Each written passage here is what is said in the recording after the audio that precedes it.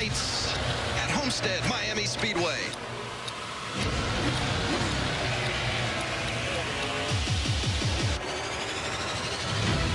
Leaning to the bottom for the #1 spot. This is going to be one that everybody will remember. What a great battle here. Toe-to-toe, these guys are going. And no crash in turn number 4. Oh, out of the wall. Matt Crafton involved. They are absolutely dead even for the top spot. The warmth of South Florida. It is a perfect setting at Homestead-Miami Speedway.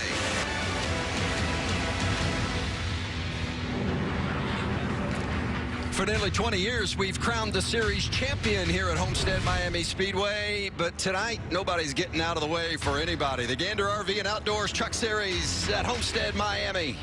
It's a regular season showdown. Hard to believe we're a quarter of the way through the regular season, and maybe a different spot on the calendar, Mike, but the same great old racetrack. Oh, man, it's so much fun, Vince. And what I'd like to say about this graphic that you're going to see, it just means racy. The key to it, look at the turns, bank 18 to 20 degrees. There's more speed up top, but obviously it's shorter around the bottom. And what that means, these racers are going to be arguing over space in the quarters. That means great TV. Let's take a look at our race analysis. You see this race is 134 laps, 200 miles, broken up into 3 stages, 30, 30 in the final stage, 74 laps. You see the pit window somewhere between 50 and 55 laps, and we will have a competition caution somewhere around lap number 15. Starting lineup tonight consists of 38 drivers, and Kyle Busch was scheduled to start on the outside of the front row, but he'll go to the back of the field because of a tech issue and then have to serve a drive-through penalty on the initial lap, so he's going to start in a hole. Austin Hill will start from the pole. Also, the 15 of Tanner Gray to the rear for unapproved adjustment. The 02 of Tate Fogelman missed the rookie meeting, so he'll go to the rear as well. As you see the rundown for the first 4 rows there, Derek Kraus, Sheldon Creed, boy, he's off to a good start this season. And how about last week's winner? Let's see if we can get a word with Grant Enfinger. Hey, Grant Enfinger, it's Michael Waltrip and the Fox boys. Do you copy, my friend? I got you, man. Wow, what an awesome performance last week. This track is so much fun to watch as a racer. How does it feel to drive it, knowing you got to run high and low all over this place? Man, this place is awesome as far as the driver is concerned. I think it's going to be even better.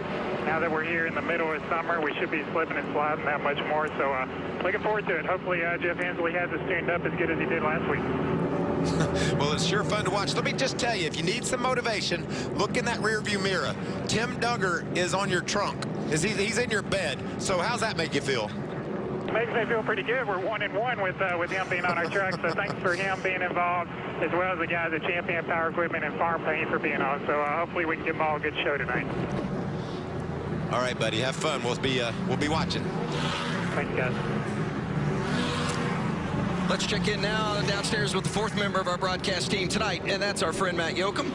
Hey, Vince, you know, the sea breeze has definitely picked up and weather is a concern, but the biggest challenge on the driver's radar the past 2 weeks has been the intense heat. Gym closures due to the pandemic forced Matt Crafton to call an audible.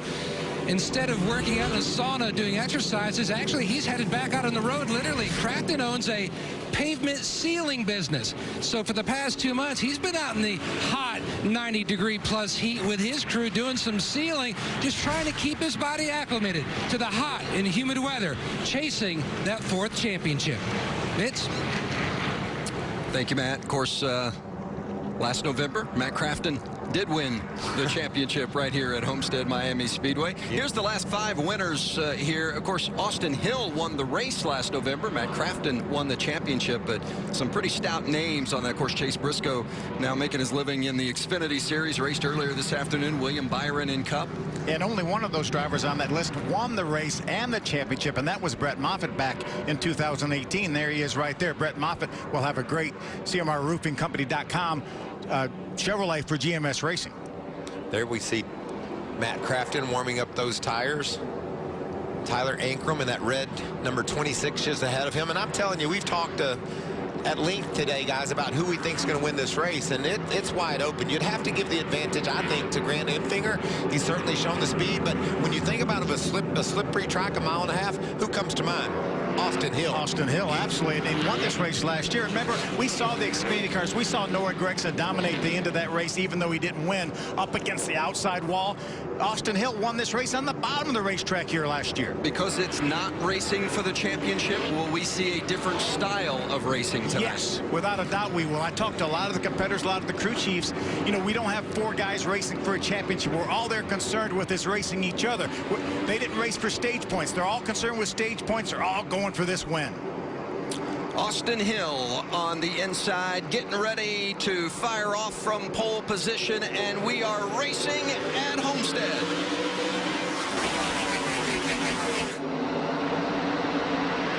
Nice jump on the start there by Sheldon Creed in that white truck going 3 wide on the high side.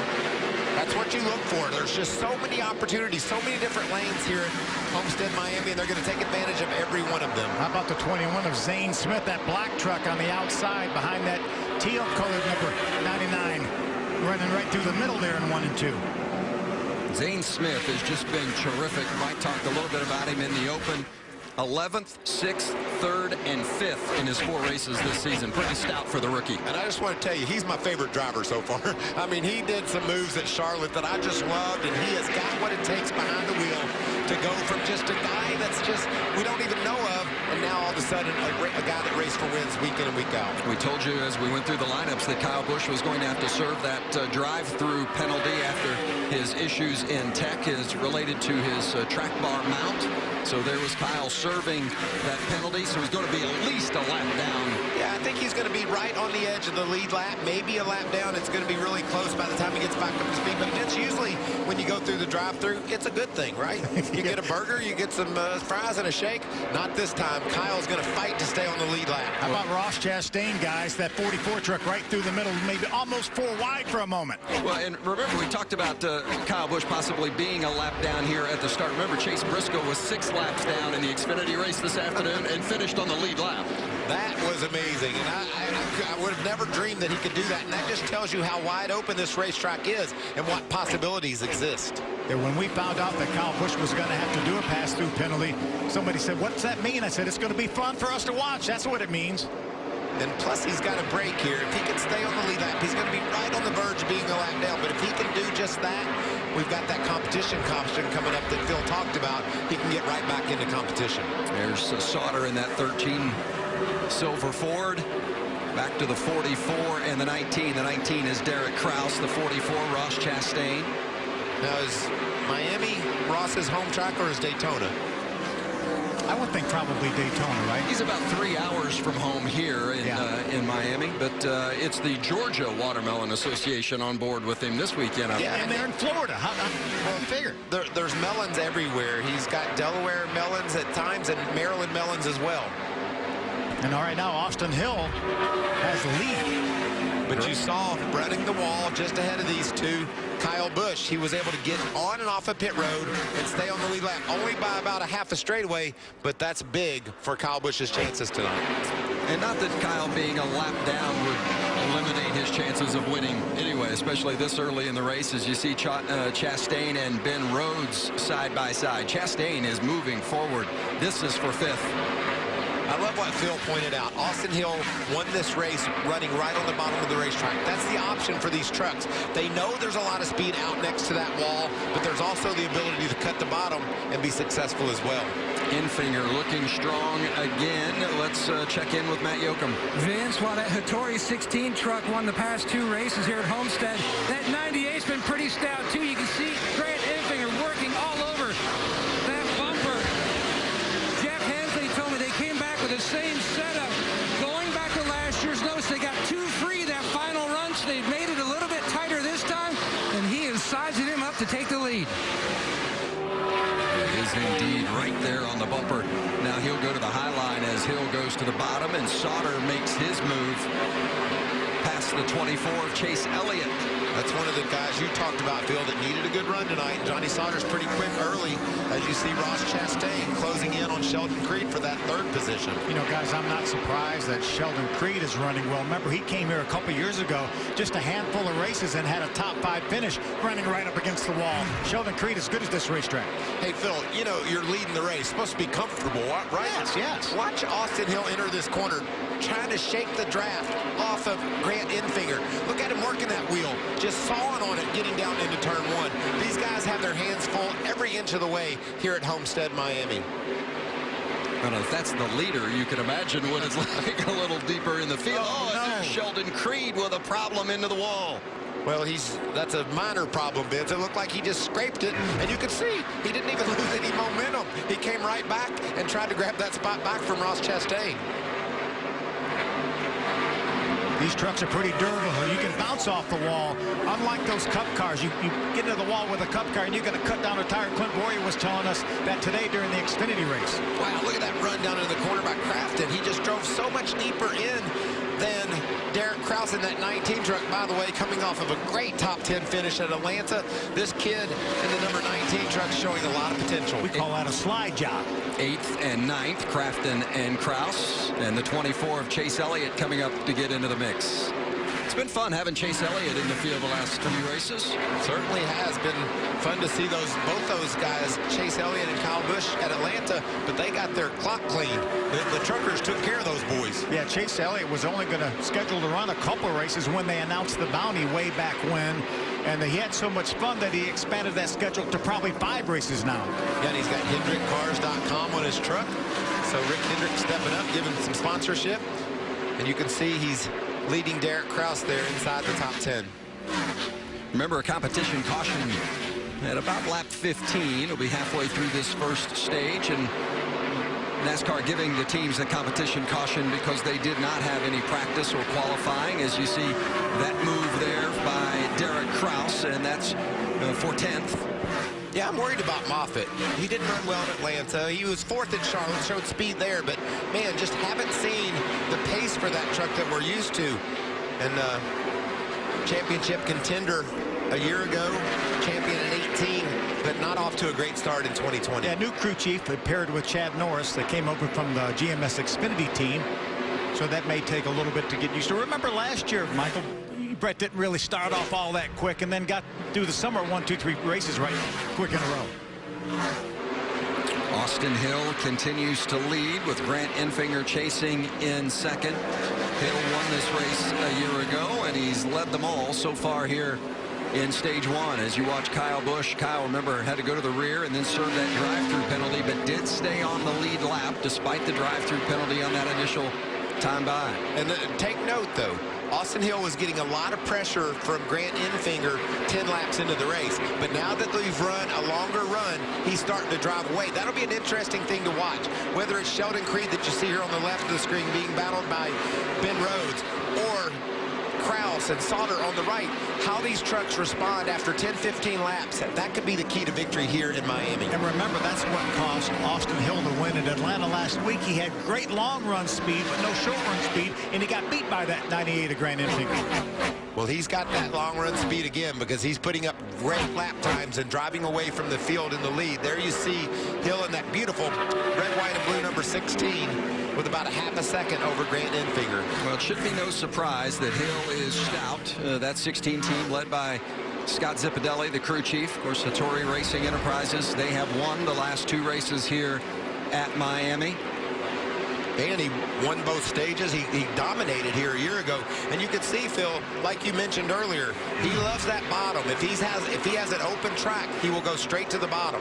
The 49 of Racing Sorelli into the wall and damage as well. And that's the 2 Sheldon Creed right behind him. We saw Creed graze the wall earlier tonight as well, and it doesn't look like it's been any worse for the wear for Creed in that 2 truck. Yeah, he's maintained a top 5 position right now. You know what I love? As the leader, Austin Hill, when you can run right on that white line, it sure does make your life easier. You go out there and run the wall like you see Johnny Sauter in that green truck doing, that's right on the edge of just getting your nerves, knowing you only have just a foot margin for error like you see Creed there, the 2, right next to the wall. That really gets your attention. And that's Christian Eckes on the bottom as the caution comes out.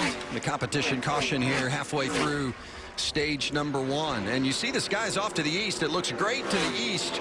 We encourage you not to look west. Kyle Busch avoided going a lap down despite that early penalty. No one's been able to catch Austin Hill.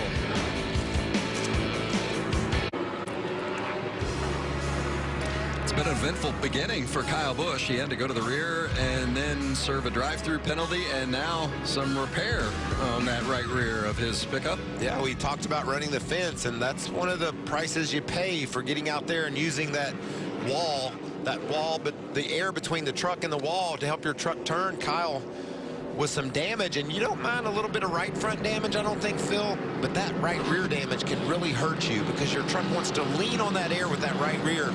He's knocked that in a bit. Yeah, we'll have to get a good look at that right side of that truck, because he could push that thing over 2 or 3 inches, and it'll make a huge difference on side force. And Vince, we got a crazy amount of strategy here. Differing strategies for some of our top teams. Austin Hill, Grant Enfinger, these guys all choosing to stay out during this competition caution. Save those tires. We talked about how much tire fall off is a couple seconds during the run. You want to keep those Goodyears sitting on pit road so you can use them later if you get a chance. You know, the way the Xfinity race fell out, it was perfect because everyone had a set of tires for that late caution flag. Is that the, well, it wouldn't be the Darlington stripe. I guess you'd call that the... I think you know, you got Miami Vice. Is it Miami Stripes? I don't know. It's certainly... There's got to be a better name than that. I mean, you got to come up with something better. Vince, 100. There's got to be 100 better names than that. I set you up, Mike, and that's the best you could come with. You didn't like Miami Stripes? I thought that was pretty good. I had that written in my notes here, Vince. Oh, the competition caution is history. Getting ready now for this restart to take us to the end of stage 1. Austin Hill has led them all so far. He'll start on the inside, and Grant Enfinger on the outside. 2 by 2. Everything's 2 by 2. Still inside 44. Ends 1 lane higher, 1 back. Still inside 44. Still clear. No pressure. 1.5 back to being. Coming with the run. Coming to shove you. Turn clear right now. Ends 1 lane lower, but you're still clear. Right behind us, caution. Caution, don't get run over here. Caution is out, turn 4. Boy, it's collected several of them. Chase Elliott involved in that one, as well as Brett Moffitt. Zane Smith.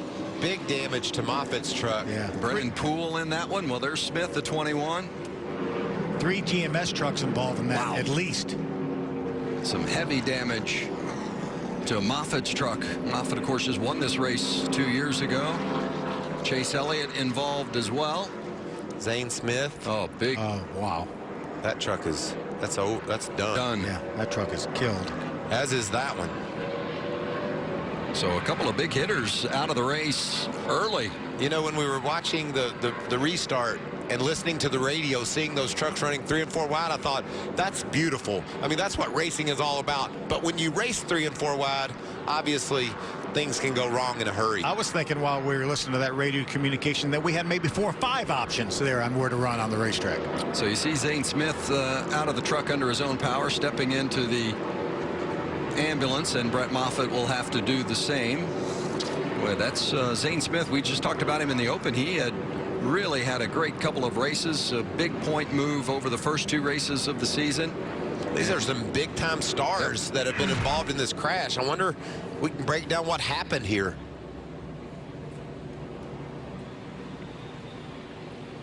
Looked like Zane got loose and got into Chase Elliott. Zane was that black truck, got into Chase Elliott, the blue and black truck, and looks like Moffitt ran in the back of somebody. That's him sliding sideways out of our shot to the left. And watch the job that the Ford truck of Rafael Azar does right there. Just slips past both of those spinning trucks. The black truck on the bottom there making his way through. Great evasive driving by several guys. Yeah, Tanner Gray on the very bottom of the racetrack, right next to the inside wall. 3 drivers in the top 10. I'm not sure anybody really got into Chase Elliott to deliver any real damage to the 24. We'll sort it out when we come back.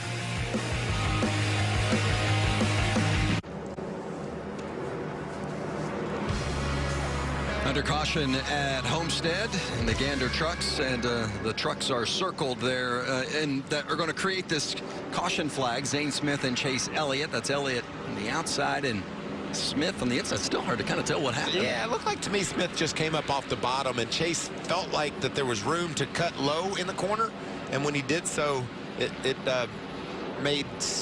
Smith made contact with him, and into the wall he went. Chase looks like he got away okay. Yeah, I think he just spun. Had probably flat spotted his tires, probably had some flat tires, put tires on that truck, so he should be fine. But a tremendous amount of damage to both Brett Moffitt and Zane Smith's trucks. And Moffitt and Smith, a couple of drivers that you anticipated would run up in the front tonight and contend to win this race. So a couple of big hitters are out of contention this evening. There's 3 Thor Sport trucks right there in a row, 3rd, 4th, and 5th. You can see that Chase Elliott truck didn't seem to be any damage to it, and that's good news for those Chase Elliott fans out there. And Vince, we think that'll alter his strategy when we get to the end of this stage. Because he put those tires on? Put those tires on. He'll run half speed around here in order not to abuse those tires for the 3 or 4 laps, whatever we get till the end of this stage. And then he'll stay on the racetrack. And he'll have some good track position, too. This thing, it really may benefit him. Yeah, we know how valuable tires are, but this is a smart driver and an experienced crew. They'll really take it easy on these new tires for a few laps and then stay out, like you said, Phil. The cleanup continues, and Austin Hill continues to lead the way as we near the end of stage 1 here at Homestead-Miami for the Gander trucks.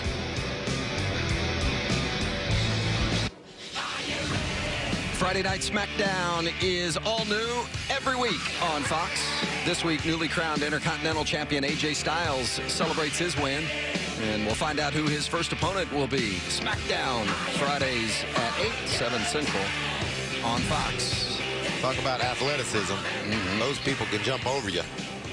Like right when you think you might have them tackled, they're behind you, pointing to the west, saying, I was going to say, that's almost as scary as that sky to the west of us. We're keeping, look at that. What a beautiful sight. Shots from our Fox Sports team.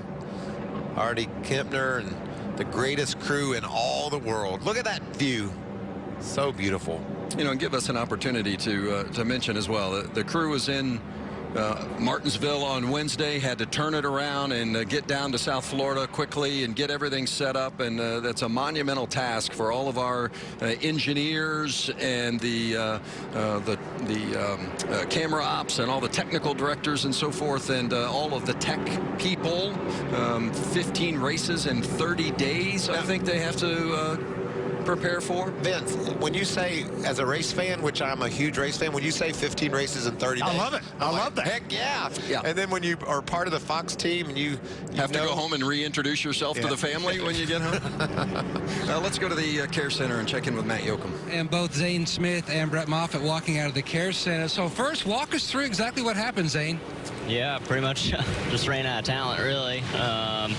I just got into 3, and I was already loose from the get-go, trapped behind 18 in dirty air, and then, I don't know, I felt just like I got sucked around, and I was on for the ride from then on.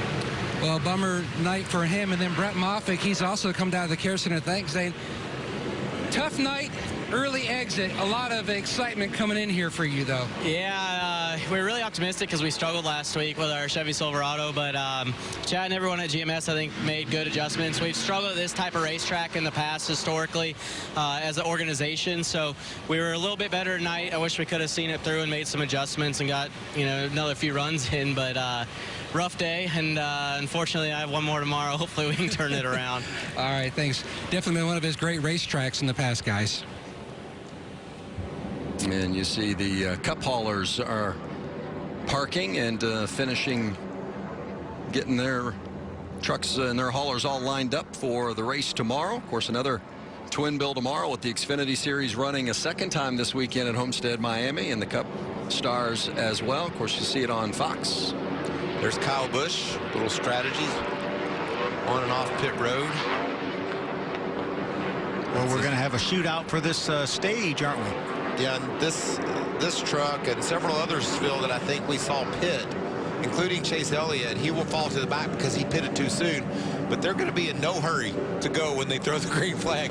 They want to take precious care of those tires and then restart out front when everybody else pits. Especially a driver like Chase Elliott, points don't matter to him anyway, so it's more important to save those tires. Austin Hill and Ross Chastain on the front. It's going to be a shootout to the end of stage 1. Austin Hill in control all race long, but another restart. We talked about earlier how he was a good long-run truck. Can he make it work for just a couple of laps? Nice push by the 98 of Grant Enfinger. And look at Ben Rhodes going to the top. Rhodes. Contact. Chastain trying to get around Austin Hill for the lead and gets it. Can he do the crossover? He's there. And Austin Hill, that's a little bit of the speedy drive that you saw come out the back of his truck. No problem for the 16, other than the fact that he's got the 44 and the 99 right with him. The 99 will give you all he's got every lap. Ben Rhodes is very aggressive. Ross Chastain was able to take advantage of the restart and put the 16 of Hill in his rearview mirror. Well, the restarts have not been very good to Austin Hill the last couple of weeks. It isn't over, though. He's got a really good truck on the bottom. Can he get down there and grab that spot? Ross knew that he was going down there, so he said, I'm going to block that move. Ross Chastain off turn 4, taking the green and white checkers, and it's a stage win for Ross Chastain, his second of the season. And Ben Rhodes grabbed that second spot. Vince, he got to the outside of Austin Hill and grabbed that away too. Phil, that's got to be very frustrating for Austin Hill after what happened to him last week in Atlanta, and then to lose that stage because of a late short run. We talked earlier how he had a good truck for the long haul, but certainly got caught there not running well. Yeah, and worried about it for the end of this race too. Hopefully not another repeat of what happened last week. There's a little bit of contact right there when Austin knew that Ross was down on the bottom, tried to block him for just a moment. They made slight contact. I love that. That's great racing. Let's check out this restart and see that Austin did a great job. He got to go. He got a good start. But look at the big push Ben Rhodes gives that watermelon truck. See Grant pulling up the 98 truck to give Austin Hill a little shove, and that helped him get through 1 and 2. And then that big run off turn 2 that he was able to take advantage of. Well, we saw last week at Atlanta, Austin Hill had a great truck for the long run, but the short run, he needed about 6 or 7 laps to get going. And when you're set up for a late restart, that's a problem. And we saw it last week at Atlanta, and it cost him a stage win here tonight here at Homestead-Miami. There's a couple things that can contribute to that, Vince. One, the race car driver himself. He just might have that mode where he knows how to click off lap after lap, take care of the tires, and then take advantage of the setup after the tires get some laps on them. And then you think of a cat like Ross Chastain in that number 44 red truck. He's set on go from the word go. From day one. And so he's just going to burn it up. He's going to go like heck and then deal with the repercussions, deal with using those tires up later. I think that's what you saw right there from Ross Chastain, just going and getting it and getting that stage win. And I thought Austin was going to be okay because of the initial start. He was able to hold that lead and led up until he lost that lead to Ross Chastain. Well, Chastain, remember, not running for the Truck Series Championship, so no playoff point to Chastain, and that ends up maybe being a little bit costly as you look at the big picture for Austin Hill not being able to grab that playoff point with the stage win. Hard to believe, we're 5 races into the season. Grant Enfinger's the only one of our championship contenders that's got a playoff point, and he's got 11 of them. Pit stops. That's the 16 of Hill on the right and the 98 of Enfinger on the left coming down for service. Great analysis there, Vince, on the Chastain. He said, we're not here for stage points. We're here to win. Air pressure adjustment on the 44. He was on the tight side. Meanwhile, the 99 that Ben Rhodes is in is balanced a little bit on the snug side as well. Meanwhile, Austin Hill, his car started out snug. He felt like it allowed him to really hustle the truck even more. You see the left side's going on Kraft's car, and meanwhile the 99 of Grant Enfinger. They were going to go a slight air pressure change as well. He was a little bit snug through the center of the corner. Close call on exit. Austin Hill won the race off pit road. Got out just ahead of Ben Rhodes, but you can see Cody Robaugh in that 9 truck. He stayed out, and he's leading the race. Chastain won stage 1, looking for his first race win of the season. Yeah, none of those guys. The Gander trucks at Homestead-Miami Speedway for the Baptist Health 200. Stage 1 in the books. Ross Chastain was the stage 1 winner with a great late stage restart to get past Austin Hill and win that stage. Ben Rhodes ended up finishing second in our Xfinity fastest laps of the race so far. No surprise to see any of those names up there at the top. There is a surprise to see this running order, though, Vince. We talked about Cody Robaugh leading them off pit road.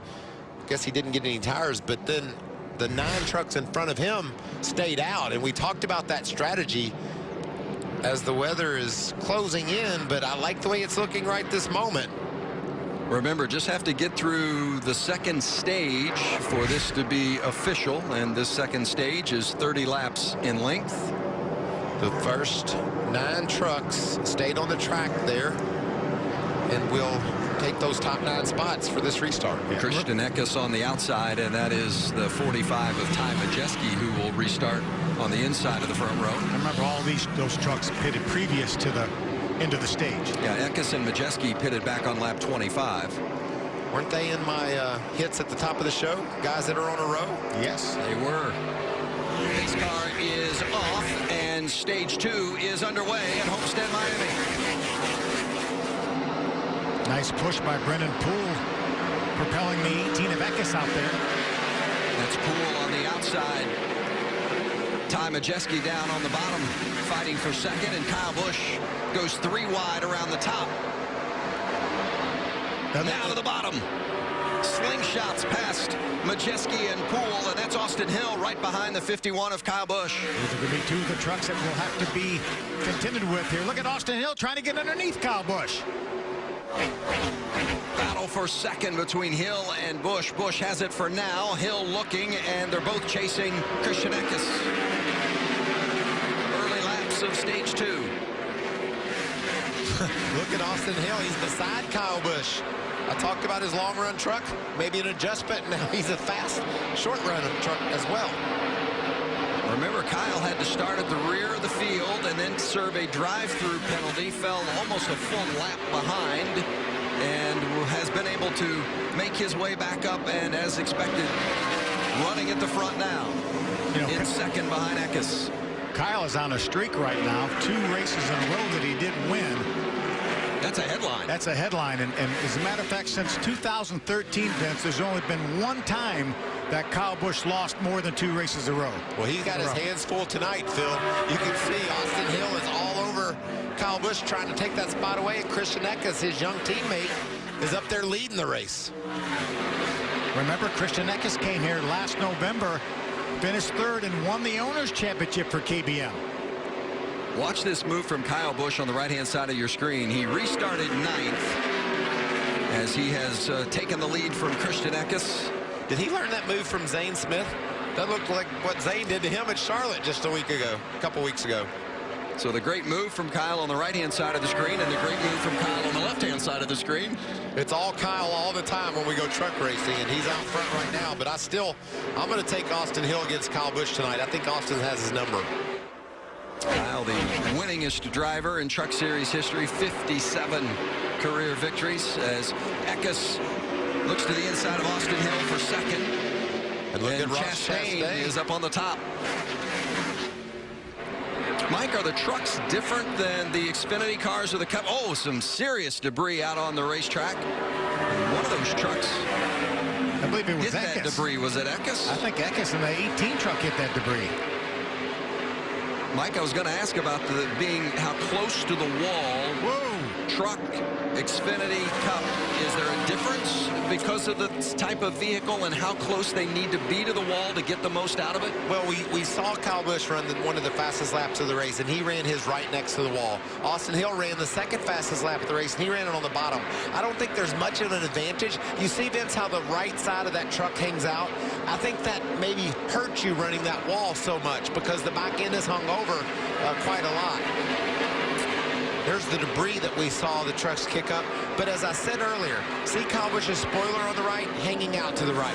The same thing with Ross Chastain. All these trucks, their spoilers hang out to the right. I think that hurts running that fence a bit. And that was a great view of Kyle Busch's truck. We wondered if that damage when he got into the outside wall pushed that right rear corner over. It looks like it didn't. Looks like he's good to go. Well, you see the debris that's still on the track, but out of the groove in the racing area for now. And we stay green. Less than 20 to go here in stage 2 as Ben Rhodes has gotten past Matt Crafton, and now you see him moving past the 45 of Majeski, and that's for 7th. There you see Chase Elliott With that big spin earlier, he's running the outside wall. Nice momentum off the corner. Decides to give Crafton a push instead of diving to the bottom. The 40 of TJ Bell up into the wall, and I think that's where that debris that we've seen on the track has come from. Yeah, I think that right rear tire is down. There's a piece of rubber off that right rear tire. There's a crush panel bouncing on the racetrack. Matt Crafton making the move on Majeski to the bottom. It's just inside the top 10, so Crafton moves into 8th, Majeski 9th, Chase Elliott there behind him in 10th. You know, guys, one thing we have to remember is we've always been here before and been the first race on Friday night in November. We've already have an Xfinity race under our belt now with 250 miles and a lot of rubber put down to the racetrack. That may make that outside groove better for these trucks than it is when they're the first race of the weekend. Rhodes in that 99, he's had some good runs here, and the 9 of Robaugh is a couple of laps down, so not for position there, but the 38 of Todd Gilliland just ahead of them, that would be for position. Gilliland running 6th, and he's coming off his season best performance last week at Atlanta, finished inside the top 5 at a really stout truck. Yeah, and I love that for this young racer, being able to put together a couple of back-to-back top 10 runs. That's a great performance for this new team. Not much room for error when you're running the top. Gilliland, the 38 truck, in 6th. Then Rhodes going to the top in 7th. Crafton there in the neon yellow 88. You think Chase Elliott's warming up for tomorrow? You can see he's pinned right on that outside wall. Christian Eckes is 4th, Matt.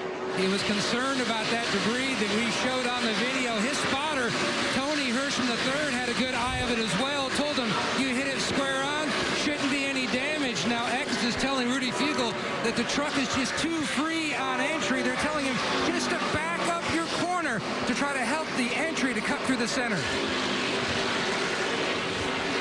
Good look at Rudy Fugle, the crew chief there on the right-hand side, who is a couple of wins as a crew chief here at Homestead. 28 wins in his career here in the Truck Series.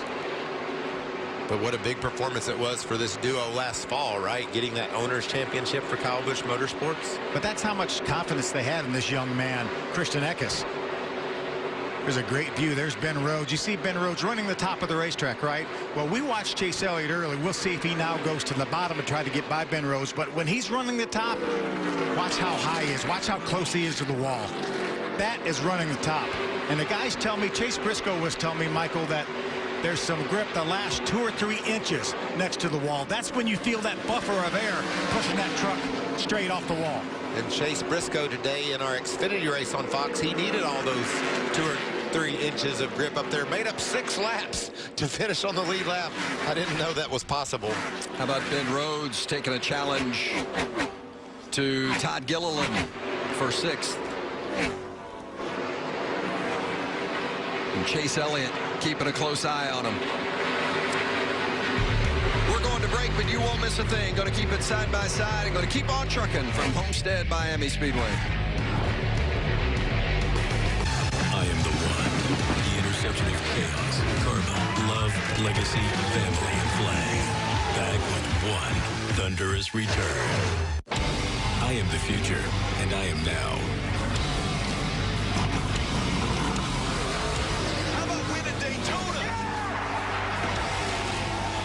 Face you may not know, with a number you may not know. Ross Chastain back on Algar. But you will.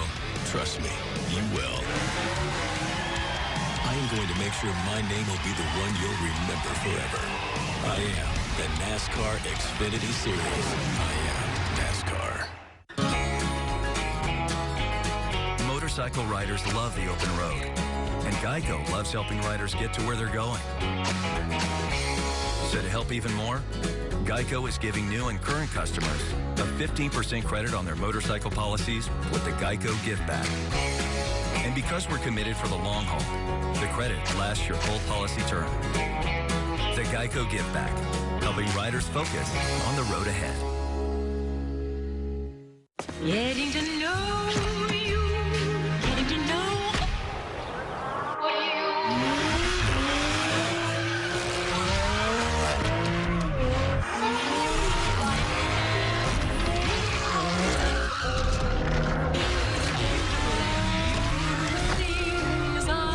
to know the 2020 Supra. Now with 0% APR financing for a limited time. Sunday dinner has always been special. These days, it's just nice to have something to look forward to. Well, break out the good plates and tell the kids to wash up.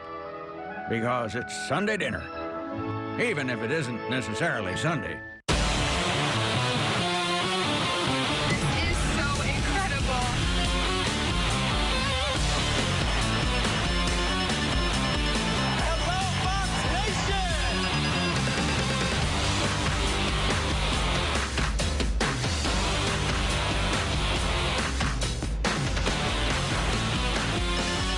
For all freedom-loving people.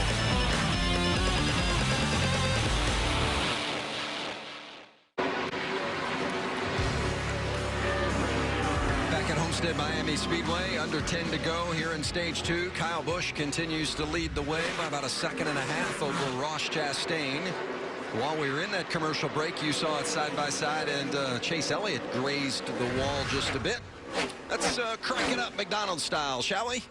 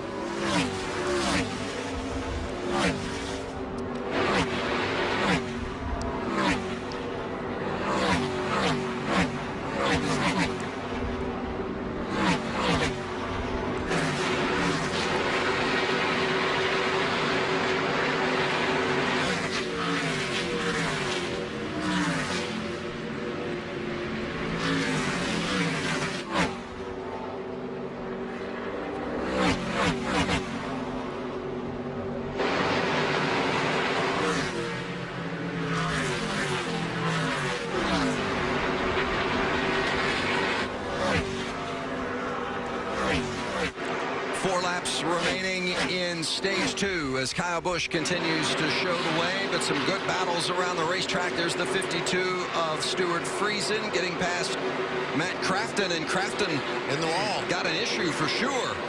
He had a tire going down. We saw him slow getting in turn 3. He's going to head straight to pit road with a flat tire. That's going to be costly right here at the end of this stage. Well, he'll be able to take the wave around, I would think, Mike, if everybody comes to pit road at the end of that stage. He's going to lose a couple laps, I'm afraid, though, with that right front tire flat.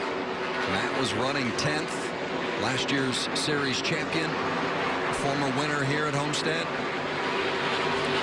Kyle Busch continues to lead, and here's Crafton and his crew going to work on the 88. Much damage on that right side, but evidently just enough to cave that right front fender in on that tire and cut it down. See the team pulling it out there. They're going to go around, change all 4, and this is indeed going to cost him 2 laps. As you see Kyle coming off turn 4 here. By the time Crafton gets up to speed, he'll be 2 down. Yeah, 3rd race in a row after our break with some issues for Matt Crafton. Here goes Kyle Busch. I would think that would put him 2 down, Mike. He'll get the wave around, so that'll put him only 1 lap down, and then be in position probably for a free pass later on. But you made the point, Phil, that issues for the 88 again this week. They just haven't caught many breaks here in the early portion of the season. Yeah, Charlotte, we talked about, had a really fluke deal where the Panhard bar bracket broke right out of the frame and put him in the garage. Kyle Busch, 1 lap remaining here in Stage 2. Kyle has won a couple of times here in the truck, 2010 and 2013. He's got a couple of Xfinity Series wins here, and of course 2 Cup Series victories here that brought him championships. to go along with those 2 Truck Series wins. He was passed on the last lap twice to narrowly avoid winning again. He hasn't raced here in the truck since 2014. And anytime he is in the field, you know he's going to be the man to beat. No surprise that he is out front and winning stage 2 tonight.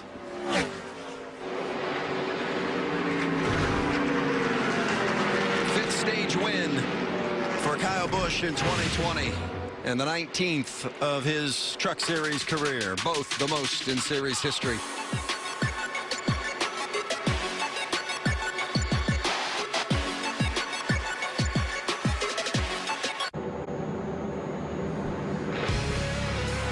Two stages complete.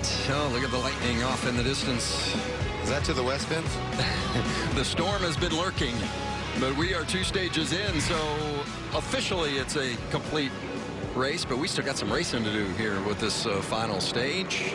Man, I need some adjustments. I got to do something about Kyle Busch. If I'm Ross Chastain, Austin Hill, we know they've got trucks fast enough to run with them, but just must need a tweak here or there.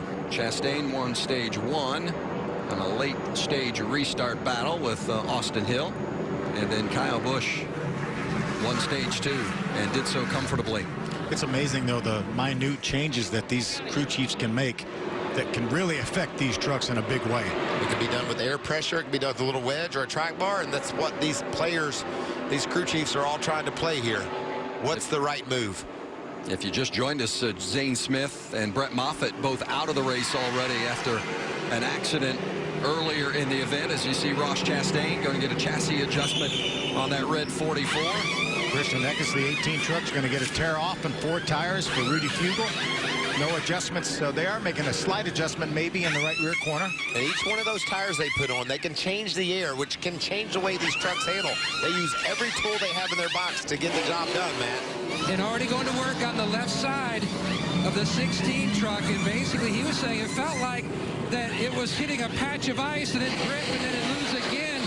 So they were going to try to help his grip as well as the 51 of Kyle Busch. He said it started off tight but came around for him. So Kyle Busch's team on pit road. Sometimes it's a little more graceful than others. Well, that's a great job. He's all tangled up in his rope, but he's able to grab that tire and keep his job rolling. And that's how big a lead he had. He was still comfortably off pit road first. Absolutely. Yep, and that's the advantage of it. See if we can get a word with Kyle Busch. Hello, Kyle Busch. It's Michael Waltrip and the Fox team. Do you copy, my friend? Yes, sir. Gotcha. That's cool. It's been an eventful evening, starting from the back, nearly a lap down, and you're able to drive to the front. How's your truck feeling, and did you make any adjustments there? Truck's not bad. It's just a little down on grip. Overall grip feels like. Guys always do a nice job of building fast trucks, so just a matter of taking care of it here and making sure we're in the right spot when the checker flag flies. All right. Well, we're going to be watching. Have fun, buddy. Thank you. 57 career wins for Kyle. Can he add to that total tonight? If not, who's going to get him? Find out. Final stage coming up. Under the lights at Homestead-Miami Speedway.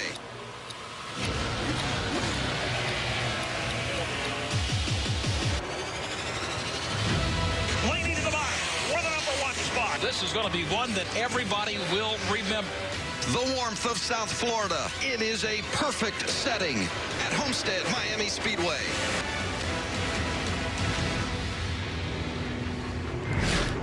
It's been another great night here in South Florida. The weather has cooperated, and we are 2 stages down, 1 to go. Ross Chastain will restart on the inside, Kyle Busch on the outside, and we're racing again at Homestead. And we're 3 wide again at Homestead. Yeah, Austin Hill wasted no time going to the bottom and getting past Gilliland. Ben Rhodes goes to the top, and that teal number 99. Oh, Eckes slid up there almost into Ben Rhodes. That was nearly a big crash. You can see all the momentum the 18 truck of Eckes lost all the way back outside the top 10. And the restarts are crazy. 3 and 4 wide all the way back through the pack. See Chase Elliott, the 24 truck, following the 4. Raphael Lessard doing a nice job. Yeah, the rookie from Canada. In fact, all the Truck Series races are shown on the RDS and RDS Direct networks in Canada because of the presence of Lessard in this series. And Friesen, you can see Friesen driving up the outside. He hasn't had the performance we look for out of him this year, Vince, and he's inside the top 10, racing for a top 5 spot. Lessard right down in front of his teammate Eckes. Lessard had a nice top 10 in that second stage. Well, you also remember that big crash earlier with Zane Smith and Brett Moffitt. Lessard did a nice job of knifing his way through that, and now he's running inside the top 10. Gilliland in that blue and yellow 38 getting passed by Friesen for 5th. The best we've seen from Stuart Friesen this season. Well, this is a new opportunity for his team. They changed manufacturers. They have a new situation in their shop. Same owner, same driver, same crew chief, team manager. But this is the first real speed we've seen from the 52 this year. Yeah, and I talked to those guys, and they feel like they found the speed towards the end of the race, but by that time, they didn't have track position. They battled in and around the top 10, but they've had top 5 speed at the end of the race, but nobody knew it because they were outside the top 5. It's been a busy weekend for Friesen. He ran at Albany, Saratoga in the modified last night, ran 2nd. He'll run at Fonda, New York tomorrow night. Look at Chase Elliott in the top 5. Does he have something for Kyle Busch? Kyle's got about a 3/4 of a second lead over second place Austin Hill, but here comes a 24 truck. And the caution is out. Turn 2. That's a red. Brennan Poole. Your right rear tire's down, possibly the right front as well.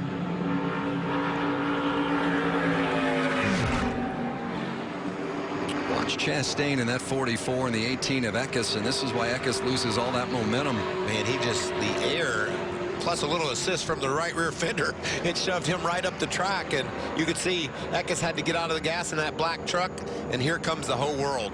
Those guys did a nice job avoiding him. We could have had another incident like we had earlier off of turn 4. Yeah, Eckes went from around 3rd to back around 12th or 13th in that exchange. Looks like Ross was just chasing his truck up the hill. I don't think he drove it up there. He was chasing it. And Brennan Poole responsible for this caution, and Poole was back in the 12th position at the time, and there you see the spin. Remember, everyone deployed is what red stands for on the side of that 30 truck. And you can see around he goes. Always has a solid run, Vince. He's always running up inside the top 10, top 15, and just a very disappointing moment for that team there. Matt Crafton will get the free pass. 64 to go for the Gander trucks.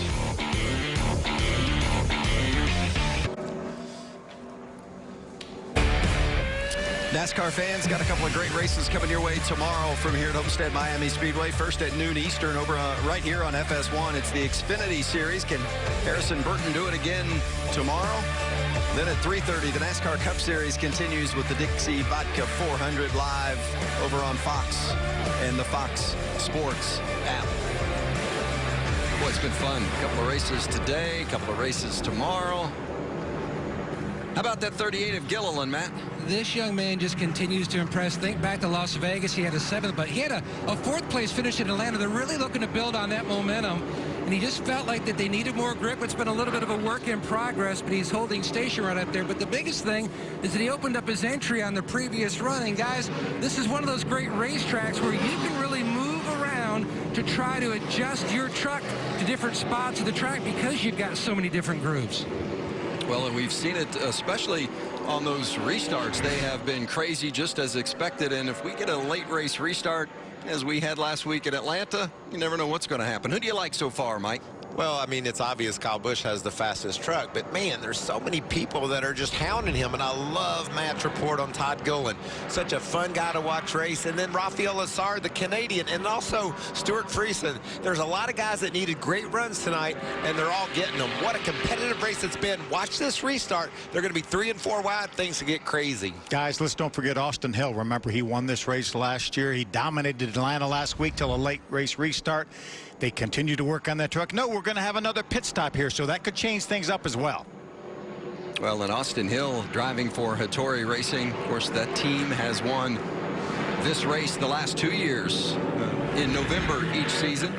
Hill won it last November, and Brett Moffitt driving for Hattori won this race here at Homestead in 2018. And look back on the inside of row 3. We got to talk about Chase Elliott. He hasn't been strong early in this race, but now he's inside the top 5. Has he been biding his time? Have they made the right adjustments so he can get up there? Remember, he went for a spin earlier in the race, and he's rebounded now inside the top 5. What does he have for Kyle Busch? And I like Friesen on his outside. This is probably his highest running position possibly this year. He's going to restart this race in 6th right there in the 52. When they come to the line, there will be 73 to go. Kyle Busch and Austin Hill on the front row. Busch on the outside getting a good push from Ross Chastain.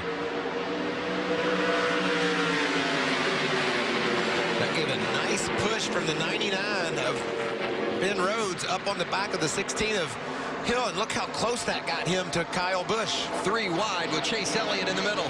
There goes Lessard, the 4 truck on the outside. The most competitive run we've seen from Raphael Lessard, the 18-year-old Canadian. He has been in the mix tonight. Can he stay there? Chase Elliott's caught in the middle and is going back. He's not making any progress at all. Is able to move up in front of Todd Gilliland there, but lost a lot of positions on this restart. And that's Derek Kraus in the orange 19 truck down on the bottom. Sheldon Creed just ahead of him. It looks like on new tires, Michael, or right after the restart, when these tires cool off a little bit, that the bottom may be the fast way to go. Still trying to sort itself out after the restart as Austin Hill runs second in that 16 truck. That's Ross Chastain right behind him, and they are both about just under a second behind Kyle Busch. Look at the damage to the right rear of that 55 truck of Cram. He's got his fender hanging out there. Hanging on to it, though, running pretty strong, Phil. Yeah, he's racing right now. He's the top running truck not on the lead lap, so he would be in position to get the free pass if the caution were to come out. Look at the big push there. One Canadian to another. How cool is that to say, that racing down in South Florida? We got a couple Canadians wrestling for a top 10 spot. Last week's winner, Grant Enfinger in that silver and black 98.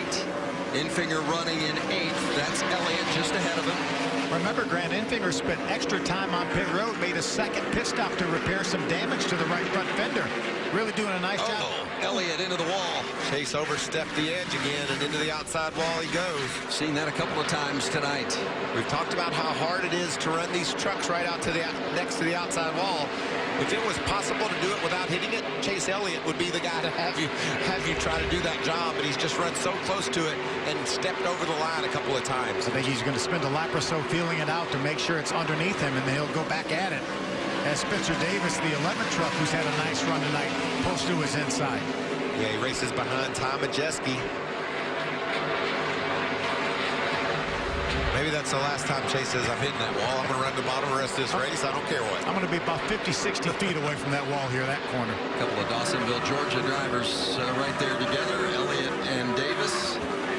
Majeski in that 45, the Plan B sales machine. Chase right back top there. He's got speed up there. You can see him gain ground every time he goes up there, but it's so risky. And Mike, we were talking about there's a difference between grazing the wall in the truck versus what we saw earlier today in the Xfinity Series. Yeah, these trucks have sheet metal sides, and that'll cut those tires in a hurry. And plus, like I pointed out, it's just a more difficult of a job to do with the way that the trucks are skewed out in the back. The rear end of the truck hangs over to the right for side force, for down force, and that makes it a more difficult challenge. Yeah, but when you push that metal, it doesn't have the memory that that composite body has. You get up against the wall in an Xfinity car, and it looks like you didn't even hit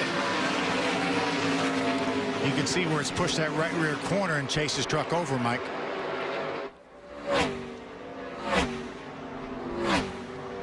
You know, I think about the truck races and Kyle Busch being out there with our truck regulars. I can promise you there's a bit of an intimidation factor when it comes to Austin Hill racing up against Kyle Busch. He's just been so successful. I feel the same way with about all of our truckers, except for Ross Chastain. He wants to beat Kyle Busch. He thinks he can stand toe-to-toe and beat Kyle Busch. And so to be the running third behind Austin Hill and not have a chance to get up there and make that challenge, that's got to be frustrating for Chastain. It's driving him crazy.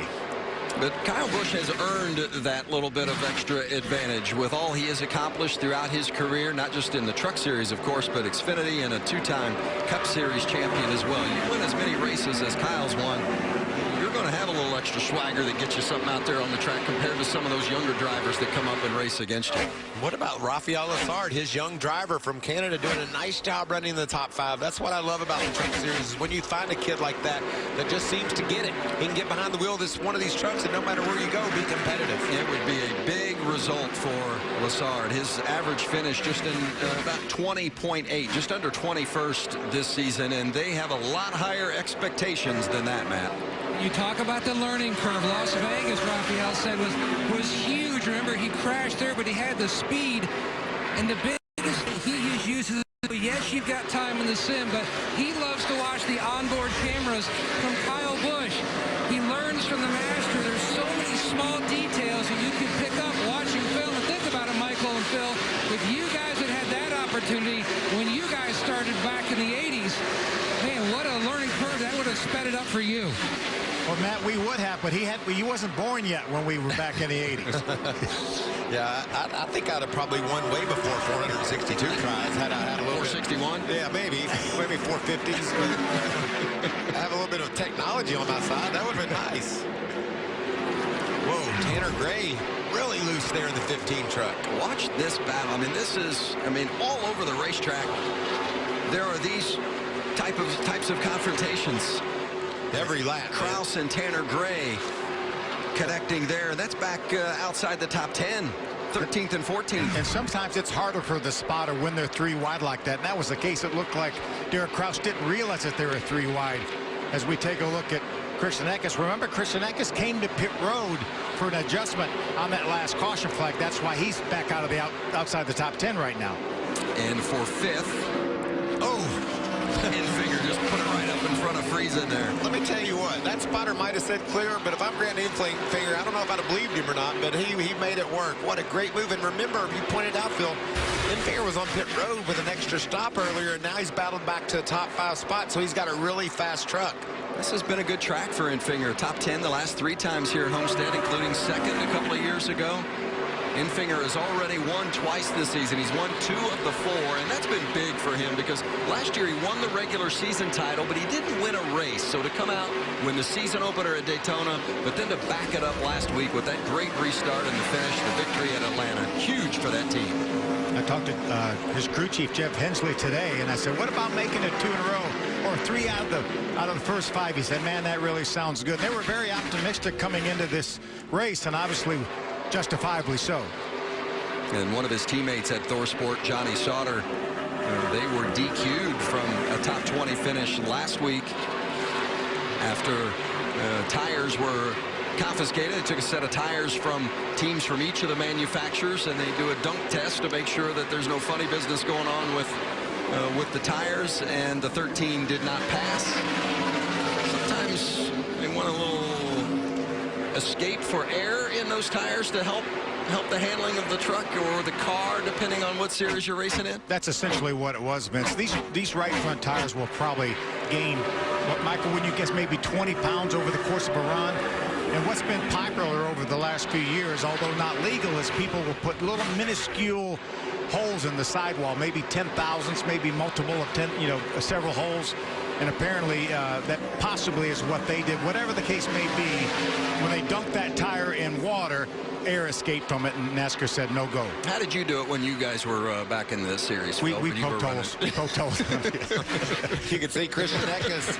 He's a teenager racing against the veteran Johnny Sauter, and right there, Raphael Lessard, a couple of teenagers out there on the high banks of Miami. That's got to be a cool feeling for a young racer going up against a champion like Johnny Sauter. Yeah, Eckes has gathered it up and is starting to move forward once again.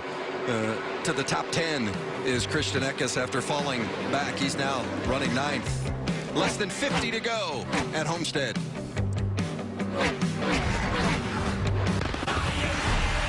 Friday Night SmackDown is all new.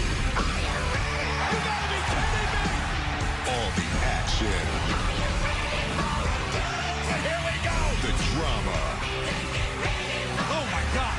The superstars.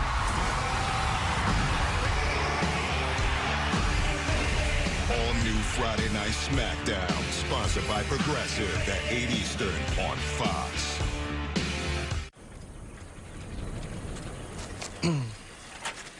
Excuse me. Do you mind being a motor? What could be better than being a motor? The real question is, do you mind not being a motor? I do. For those who were born to ride, there's Progressive. Mountain Dew welcomes you to the United States collection with labels inspired by each state in our nation. Collect all 50 and get $100. Each bottle also gets you a chance to win $1 million. When we're united together, we win. We didn't invent the first crust, but we did invent the crust you eat. Crust First. The one and only original stuffed crust, only from Pizza Hut, just $11.99. No one out-pizzas the Hut. NASCAR is live on FS1. We're going to go racing. We're going to crank it up for you on Fox. The Cup Series. Xfinity Series. Have fun today. And Gander RV and Outdoors Truck Series. Another lead change. All live. 2 laps to go. Plus, get your daily inside track on everything NASCAR with Race Hub. NASCAR is live on FS1. I am the future, and I am now. I'm going to make sure my name will be the one you'll remember forever. I am the NASCAR Xfinity Series. Kyle Busch continues to lead as he stalks his third Homestead victory in the Gander trucks. Kyle by more than 3 seconds over Austin Hill. Ben Rhodes on pit lane. I think we're going to see some differing strategies. Usually when a guy comes to pit road, it opens up the window of opportunity for everyone to hit pit road. But I just like doing something different than whatever our leader Kyle Busch is doing. So I love Ben Rhodes getting on pit road before Kyle does. I think you either have to come before he does or you have to come way after he does. I don't think right now he's got a 3.5 second lead. If you do the same thing Kyle Busch does, there's no way to beat him. I think you're going to have to do something different. And I love that strategy by Matt Noyce to go ahead and bring him in here early. What do you got to lose? You know you're beaten right now. He's got over a 3.5 second lead, does this 51 truck of Busch. Austin Hill in second can run basically about a tenth of a second of a lap slower than Kyle, is as close as he can get. So you can see how he stretched out that interval just ever so slightly every lap. Yeah, those tenths of a second, though, add up as we see Austin Hill. I like this strategy a little bit earlier than we thought. I think Ben Rhodes brought him to pit road here. Matt is there waiting on Austin Hill. And Scott Stividelli has his truck coming down pit road, and Austin Hill was saying that, you know, the truck fired off a little bit slow, but there was definitely security in the truck that he could really hustle it on the short run. No wrench in the bed for an adjustment, just an air pressure change here on the 16. Jonathan Miller, the Jackman. He goes ahead and waiting for the last one, and he's away. Meanwhile, the 51 of Kyle Busch, he is in his truck a little bit more on the free side there, but starting to really go the other way. Also, you can see the 44. Paul Clafford has the old 44 on pit road. His truck has been more on the tight side. They definitely moved the needle the last time the truck was on pit road, and they made an adjustment heading in that right direction, cleaning the grill. You can see service complete on Busch's 51 truck, and the 44, he's away. Well, and as the pit stop cycle through, we can let you know that the 4 Rafael Lessard caught for speeding on pit road. Tough break for Lessard. He's had a solid run tonight. First truck to pit road was Ben Rhodes. We'll see how this shakes out because Kyle Busch had about a 3.5 second lead when everybody started pitting. Johnny Sauter. Matt? Johnny Sauter told me under this new format of no practice or even qualifying with no track time, it's been a little bit more of a work in progress for them. He likes to work up to it and get his speed in that truck, so they've had to work more. Remember, at Charlotte, they had to wholesale the setup on the first stop. The truck a little bit more on the tight side this past run. Meanwhile, Todd Gilliland is in. Left side's going on. Solid run by this young man here tonight. He's away. It has indeed been solid for Gilliland inside the top 10 again tonight after a season best 4th place finish last week in Atlanta. And is this Christian Eckes doing what we hope some guys would do, Phil? He's staying out on the racetrack. He's still on track while Derek Kraus comes to pit road, Matt. And the crew going to work on Kraus's truck on the right side. Now, they felt like there was damage on the right front a little bit earlier. The change they made on that last stop, it really helped the truck turn. He felt like it was going to start to go more on the free side later in the run, which he was hoping for. Man, so many pumps on the left side to get that truck up. Losing a little bit of time here on pit road for Kraus in the 19. Still servicing. Finally, he's away. Yeah, that truck fell off the jack there, Matt, and he had to go back and jack it up again. As you see, Christian Eckes still making laps on the racetrack in that 18 truck. Lost some ground there trying to get around the lapper. Yeah, Spencer Boyd in front of him, and Eckes had to check up big. Matt Crafton on the right-hand side of the screen. Both Eckes and Crafton have yet to come to pit road. I would run it out as far as I thought I could, Vince. You can see the problems here on this pit stop. He's too close to the wall, I think, isn't he, Michael? No, a little bit, but it's worse than that. I think the tire came out, hit the jack, and knocked it off. It looked like it really wasn't on the jack stop there as he kept pumping that thing. Mike, you made the point about doing something opposite of what Kyle's doing for the opportunity to beat him, and that's what his teammate Christian Eckes is doing. And I love this, Vince. This is not a winning strategy, obviously, if the caution flag doesn't fly at the right time, but he wasn't going to win anyway. So he's mixing it up. His crew chief, Rudy Fugel, said, let's just do something different than everyone else. And think about this, Vince. If the caution flies in another 6-8 laps and he's able to pit under caution, he's going to get tires. Well, everyone else is as well, but he's going to gain track position. And then if there's a late race caution, we know that if just a couple laps to go, these tires are so valuable. That team will have tires when others don't. And right now, there's only 7 or 8 trucks on the lead lap. So if the caution were to come out, then he's only racing another 7 or 8 trucks.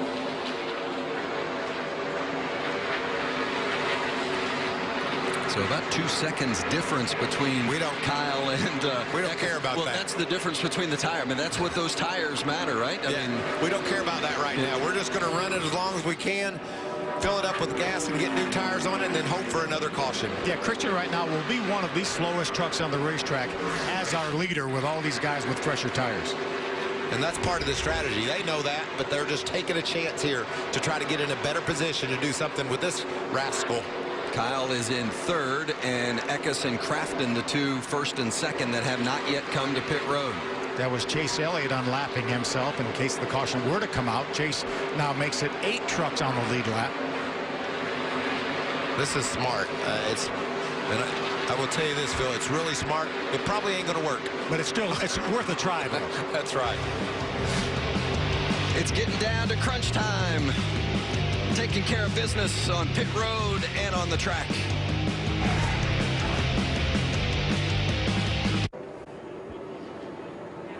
.29 laps to go. Leaders are on pit road. Christian Eckes and Rudy Fugel, they were talking about their strategy. Rudy feels like rain is in the distance. 4 tires for him. They feel like that's going to give them a great run here over what some of the other competition has. Meanwhile, Matt Crafton, the 88, what a night he has had. Meanwhile, you can see the 16 Austin Hill on pit road. Meanwhile, tear off and a chassis adjustment for Crafton. His truck started tight, but then it went free everywhere, especially free off the wall. Meanwhile, the 16, they feel like they're in the ballpark, ready to pounce here. Solid stop going on. Everything according to plan. Late chassis adjustment. Jonathan Willard makes it, and they're away. Well, the 88 of Crafton with a long stop and losing, and they're still not finished. They're going to do a little body repair, it looks like to me, Vince. You can see Matt scrub the outside wall. Any help they can give to that right rear quarter panel is just speed. The more that right rear is hung out, the better will handle, see what they can do. We're hearing that possibly Sheldon Creed hit those barrels. Was Crafton a part of that, or do you think this happened on the track? That looks like it happened. That looks like damage from the wall. I wouldn't beat that quarter panel lid that much. So these that pitted, putting on their last set of tires for the stretch run. I think Christian Eckes, Crafton probably put their last set of tires on, but I think Austin Hill, Kyle Busch, and them have another set of tires. What happened here? Trying to, wow. Nope, missed it. Oh, my goodness. And that is a mess. But thank goodness for the barrels, though, because look how much damage that truck would have had he hit the end of that concrete wall. That was when most likely your crew chief called you to pit road really late, and you thought you could make it, but there's marbles down there and sand and grit, speedy dry, and he couldn't turn, and that thing weighs at least 400 pounds. How about it, Matt? Great observation, Michael. That's exactly what happened. Jeff Stenger was asking what happened to you on the entry. He says, you guys called me so late. I tried to turn, and the truck just started to skate, and it wouldn't turn, and I nosed in. Yes. Yes, he did. I can't believe there's not more damage to that truck. That's crazy. Yeah, thank goodness that the racetrack saw fit to put those barrels at the end of that wall. Boy, and that is significant damage to the front end, and as you said, it could have been a lot worse. Well, he's running 50 or so miles an hour, and he comes to a dead stop.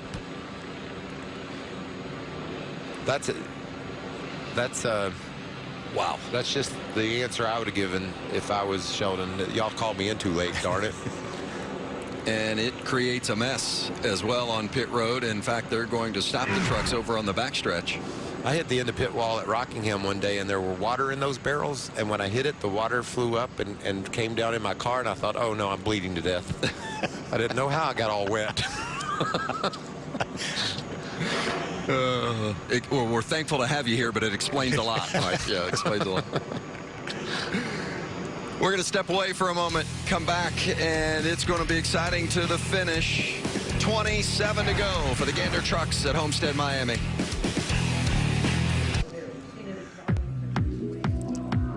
Two weeks from today, we'll be at Pocono. Looking forward to this one. Always enjoy racing at the Tricky Triangle.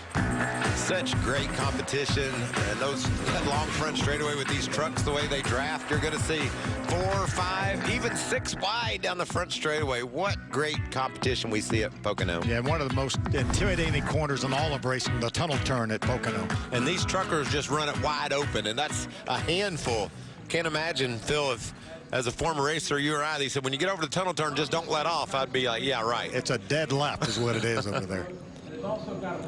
Good look at some of the drivers as they catch their breath here with 27 to go as we're under red after the incident at the head of pit road involving Sheldon Creed getting into those containers that protect you from hitting that embankment right there at the head of pit road. So fortunate that those containers full of sand are there. Yeah, they're going to bring new ones in, weighing upwards of 400 pounds.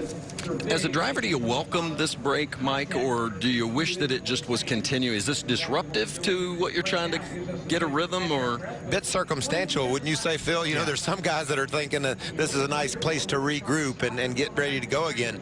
And if you think about Christian Eckes, after that great strategy call, and staying out and then getting the lead or being up front after that pit stop, that's just a good call for his team. Let's see what he thinks about that.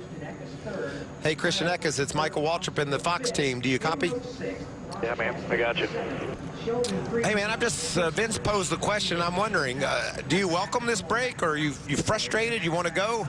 Your crew chief, Rudy Fugo, made a great call. You got some great track position. You ready to race? Yeah, man, I'm ready to go. It kind of sucks sitting here on the backstretch, but hopefully the rain will come or something. But either way, we got a great 18 Safe Light Autoglass Toyota Tundra. Just looking forward to getting it back on track here.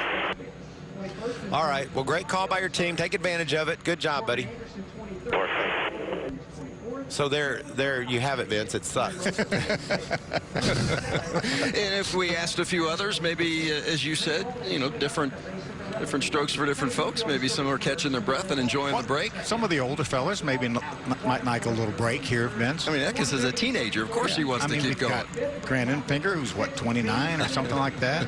And this is a major project here at the head of pit road, but they've got to get it repaired and repaired appropriately, because if not, and you see what happened to Sheldon Creed, you cannot afford for that to not be put back Now, Phil, appropriately. Is this a strategy call by Chase Elliott and Grant Enfinger? Yes, it is. They stayed out, saved a set of tires. Is that correct? I think so. Yeah, they definitely stayed out on the racetrack.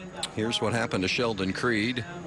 I mean, it looks like he just drives into the tires, but you can see how hard those tires were cranked to the left. He got in the marbles, the speedy dry, and it just wouldn't turn. Makes him look silly, I know, from that view, but until you've been behind the wheel of one of these and tried to crank it left in the gravel, it just doesn't work. And look silly countless times, you and I. Certainly. Do they have to, Mike, do they go all the way down to South Beach to get the sand to refill those, or they have that on? They get them out of the bunkers at Doral. I'm just sure that Sheldon was glad there was sand in those barrels because minimal damage to his Chevy.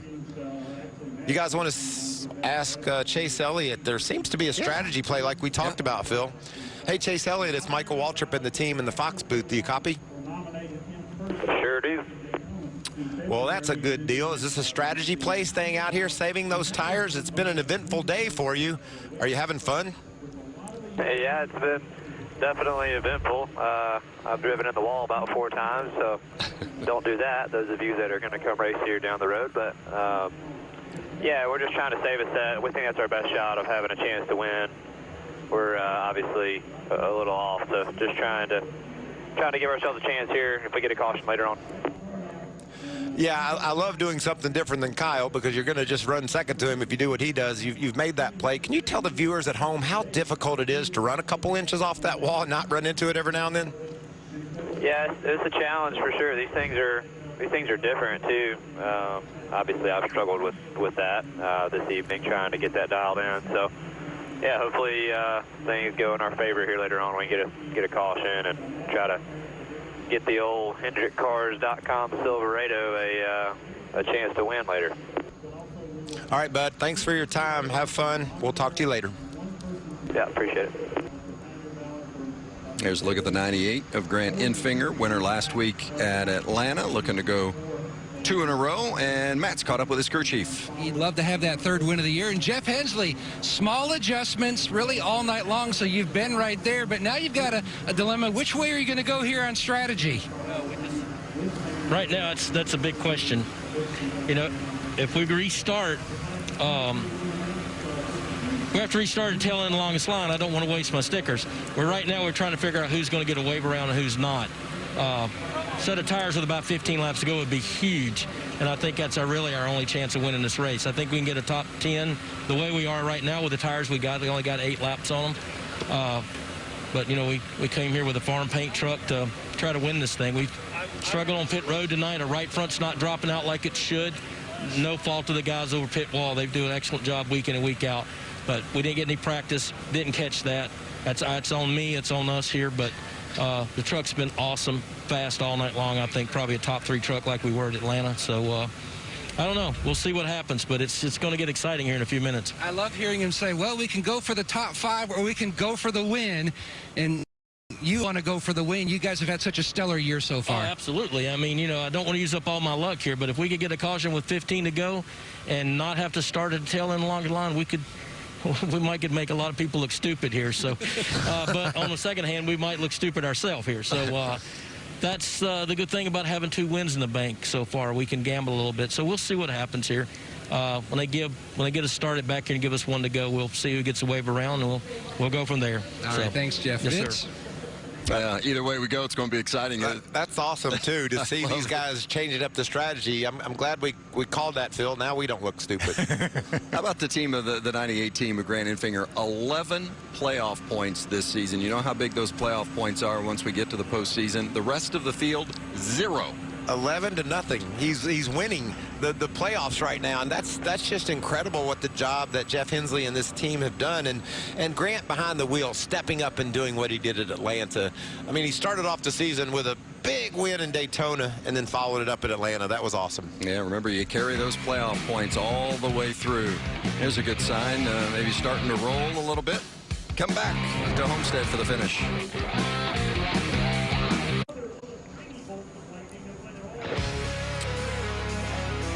Hey, we got a couple of great ones coming your way tomorrow. First at noon Eastern, right here on FS1, the Xfinity Series. Harrison Burton won earlier today.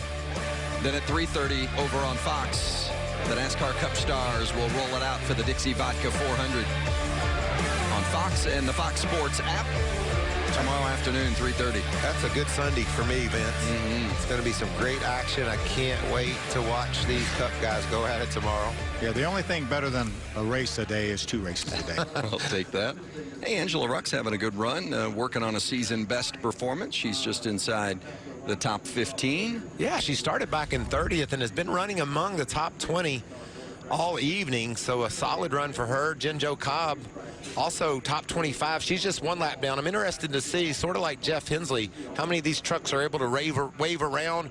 And he talked about going back racing. You know, what will this restart look like? Because Angela, she's in a spot to get possibly a top 10 finish. Let's check in again with Matt. Vince, you'll find heroes in many places, including down here on pit road in Austin Hill's pit.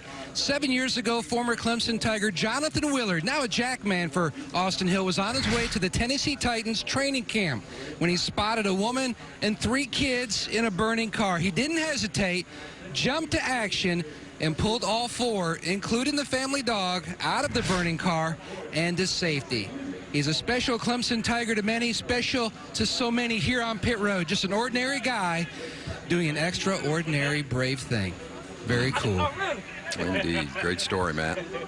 Pit road is full of so many great stories, and it's nice to, you know, you talk about a red flag and what the drivers think. We heard about a couple of them, what they thought, but to me it's a great chance to hear those stories and talk about folks that we don't always get a chance to. And so many of those athletes now are on pit road. Former college athletes, some cases professional athletes. Where before, Michael, it was whoever had a pulse went across pit road and onto pit road and performed duties. Well, it is 134 laps, 200 miles, the Baptist Health 200, and we got started tonight, and thought maybe we were going to be racing the rain earlier, but here's Kyle Busch, who had to start from the rear after some tech issues, and then a drive-through penalty at the beginning of the race as well. Was almost a lap down at the start.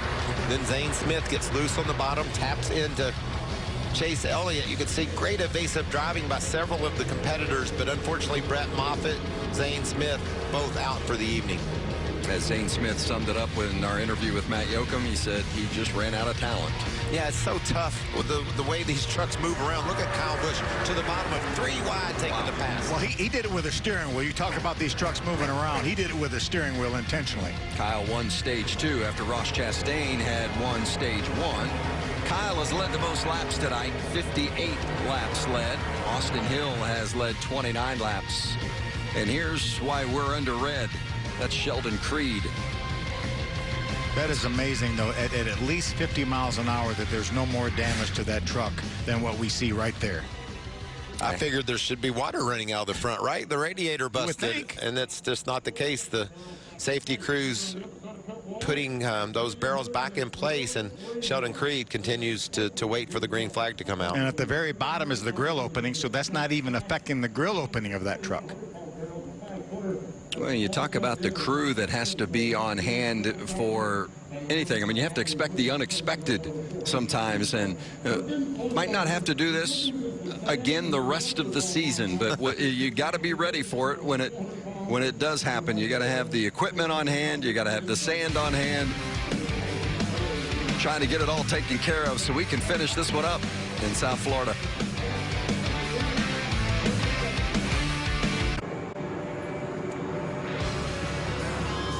That's a great sight. The trucks are rolling again after this red flag that has stopped the activity after Sheldon Creed rammed into the sand barrels at the head of pit road. And take a look at our playoff standings through 4 races. Grant Enfinger already with a couple of wins. And that red line, of course, the cutoff mark, 10 get in. And Phil, you and I were talking, there's 5 or 6 that are below that line we know are highly capable of breaking in, but who are the 5 or 6 you kick out if that happens? It's going to be very competitive as we race toward our playoffs. Well, look at the left side of the screen. You have Zane Smith in 3rd and Brett Moffitt in 4th, and they're going to finish back in the 36th and 37th position, so there's going to be some shaking up in this little lineup. 98 of Grant Infinger, two-time winner this season. Won the season opener at Daytona. Won last week at Atlanta. They elected to put those tires on. Were those sticker tires, Phil? I think they were. That would have been a strategy play had they put on the older tires and saved some. Matt? He has a nice set of fresh sticker tires, and that's what Jeff Hensley said. Look, let's go ahead and pit. Let's roll the dice. This puts us in the same sequence with all the other trucks that just recently took tires for their run to the finish here.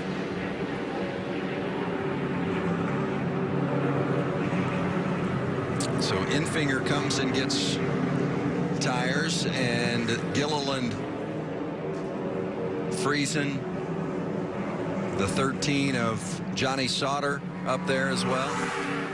So I guess Chase Elliott is the only man on an island. Is that fair to say, Phil? We talked to Chase and he said we're going to save a set in case there's a caution with 10 or 15 to go. We can sneak in there and get us one. And why not? I love it. Yep. And he doesn't have that many laps on these tires. Probably he pitted 10 laps before these other competitors. So probably what's that, 7 or 8 maybe green flag laps. And I like to, you know, Chase said, hey, we haven't been that great anyway, as you see. Elliott saying that haven't been that great anyway. The only way we're going to have a shot at winning. Well, and if you think about it, Vince, nobody's been that great compared to Kyle Busch. So it's a little bit surprising more people didn't take a chance like that. But I like this play. I think we had more waiver rounds than we did trucks on the racetrack. I was just getting ready to say it looked like the restart had begun, but that was not the case. So there's Chase Elliott in that 24 and Christian Eckes in the 18. They will restart on the front row. Great strategy by Rudy Fugle to pit later than everybody on after the stage end, after stage 2 end, and then stayed on the racetrack and caught a lot of people a lap down. Again, they can take the waiver round, but he had the track position. He had the lead to come to pit road, and he merged out of. He beat the competitors off of pit road. The only one he's starting behind essentially is Chase Elliott, who stayed on the racetrack. Eckes will have his teammate Kyle Busch right behind him as you look at Kyle's career numbers. The all-time leader with 57 wins. Those are pretty good numbers. Not bad. I think he's going to make it. And you know what I love? Chase Elliott and Christian Eckes have found a way to put them behind them right now. Chase is going to have to work, or excuse me, Kyle's going to have to work for victory number 58 here this evening. He'll start alongside Austin Hill, will Kyle Busch in that second row. What a beautiful night here in South Florida. Well, it's amazing. When you looked at the radar earlier today, it looked like there was no way we were going to get this one in tonight. And then as the night has progressed, the weather has cooperated, and it's going to take us to a great finish as Eckes trying to hold off team owner Kyle Busch. 24 to go. Well, Ben Rhodes is right there as well. Would love to go through the middle of them, but Kyle closes it up. Austin Hill down toward the bottom, and that's Matt Crafton in the yellow 88. Kyle and Eckes side by side for the lead with Ben Rhodes keeping an eye on them. New tires. Eckes may be able to do something on the bottom of the racetrack, shorter way around. Kyle's going to fight back though on the outside and side draft him.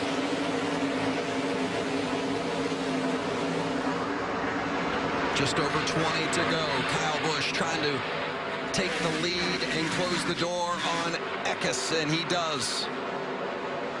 Busch in front, Eckes second, and Ben Rhodes third, with Austin Hill and Matt Crafton rounding out the top 5, and Crafton's got company. Chastain in the 44, Infinger in the 98. Chastain up to the 5th position. Experienced racer. A couple adjustments. That 44 truck seems to be coming to life here late in the going. Yeah, Chastain ran the Xfinity race earlier today. We'll run again tomorrow. Remember when the caution came out, we had 8 trucks on the lead lap. With all the waiver rounds, we now have 22 trucks on the lead lap. Here comes Chase Elliott. Started on the front row, dropped back to the 10th position. So he's just playing out his strategy. Trying to run off 10 more laps and hope for a caution. That would do the trick, wouldn't it, Phil? Yes, it would.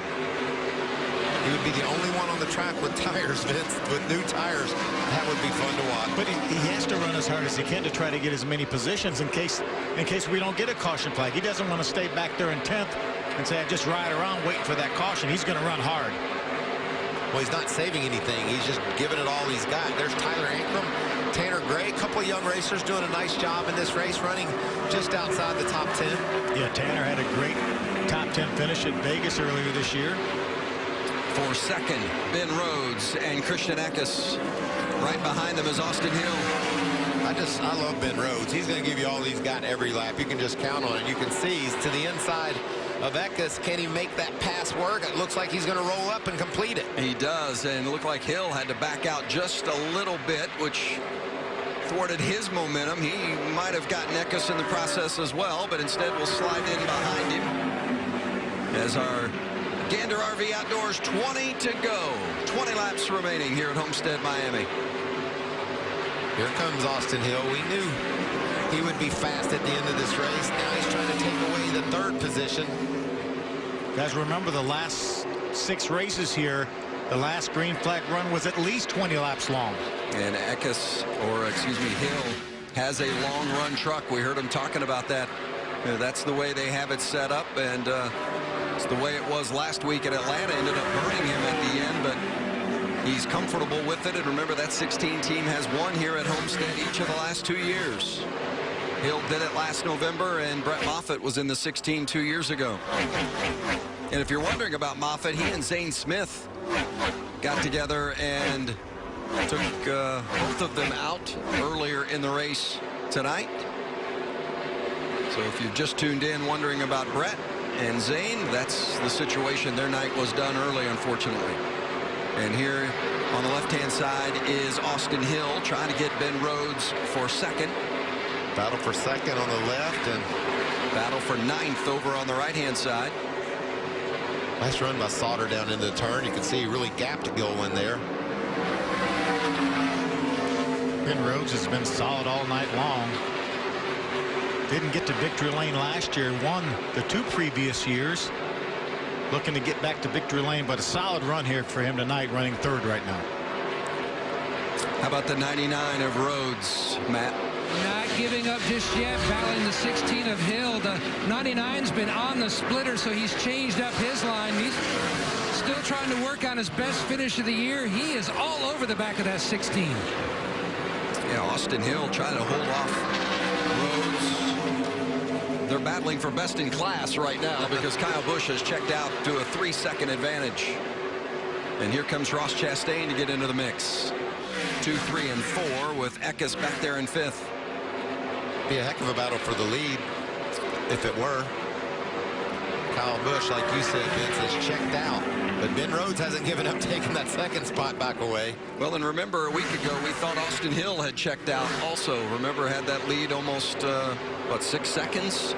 And Chase Elliott spins with 3 to go, and we have a restart, and Enfinger ends up getting the best of Austin Hill on the restart to win the race. So you never know what's going to happen here in the final 15.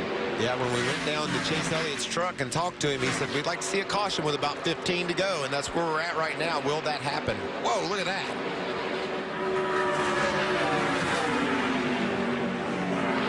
Ross Chastain trying to grab that 3rd spot away from Ben Rhodes.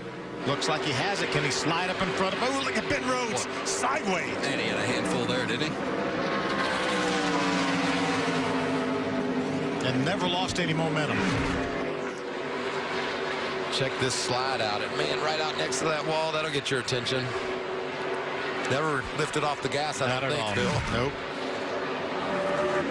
And now Eckes closes the gap.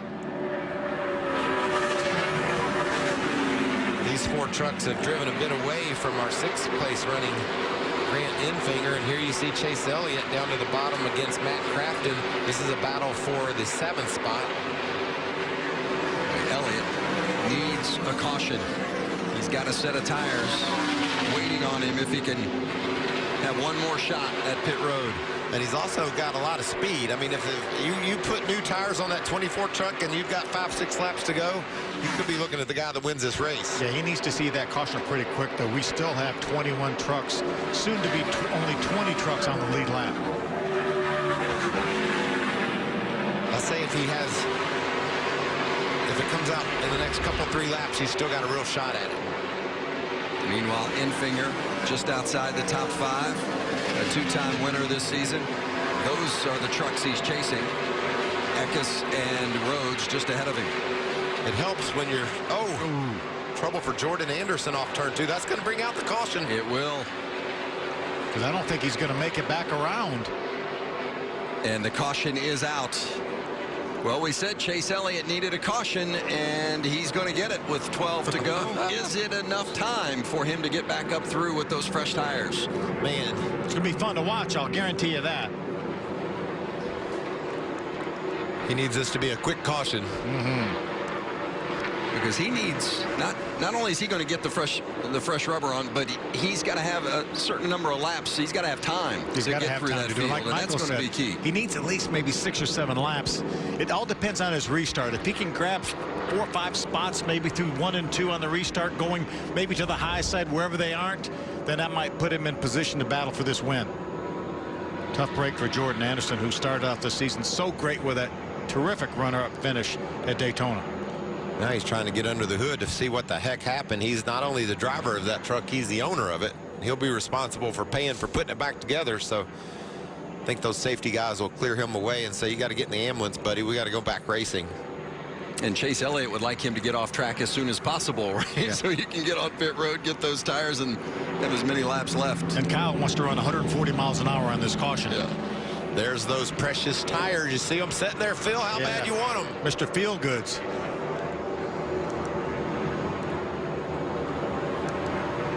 Looks like they're going to dump a little fuel, and they probably want to keep the balance of this truck. And Elliott made the comment that he has not had. Ooh, he's bringing a bunch of people coming down pit road. Kyle Busch, Austin Hill, Ross Chastain. What's this do to Chase Elliott's philosophy? These guys have scuff tires, and they figure they're better than the ones that are on the truck, I would imagine. Probably less laps on them, cold tires. But this is good for Chase. He's going to have those new tires. He was running the top 10. So I think this could play into his hands. Matt. And everybody was waiting to see what Kyle Busch was going to do. 2 wins in his last 8 starts here, already around to the left side now. Austin Hill, he was saying that the track this run has progressively gotten tighter and tighter, and he's had to adjust his entry to try to get the truck to cut through the center of the corner. It's going to set up for a great shootout here to the finish. Well, the top 2, Kyle Busch and Austin Hill, the first 2 off pit road. Eckes, his crew did a great job, picked him up a couple. Chase Elliott gets 3 spots. Gilliland gets 4, as does Ankrum. I know a couple of guys had to put on scuffs. We kept up with how many sets they'd use. Maybe there was a couple other teams that had saved a set throughout the day.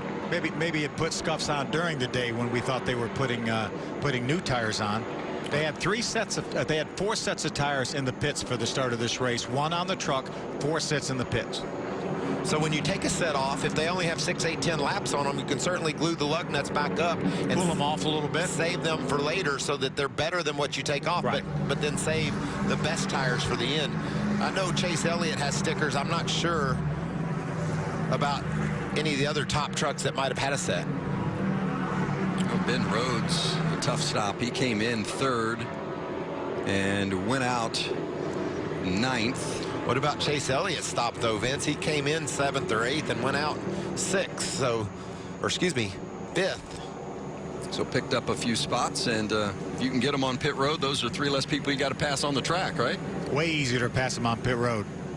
Getting a report from our stats team that both Kyle Busch in the 51 and the 16 of Austin Hill put on scuff tires, 6 or 7 laps, the best we can figure.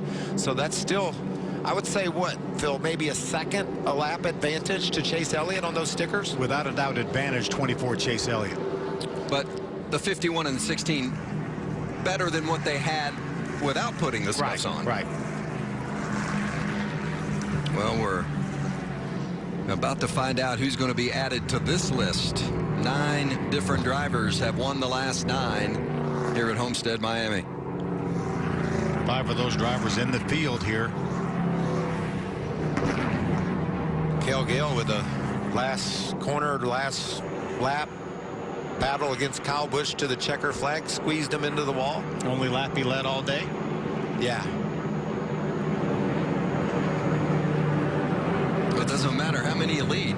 It's funny as long as you lead that last one. That last one. That's a big one. I don't know about you, Phil, but knowing that we've been there for all 9 of those. It makes me feel a little old.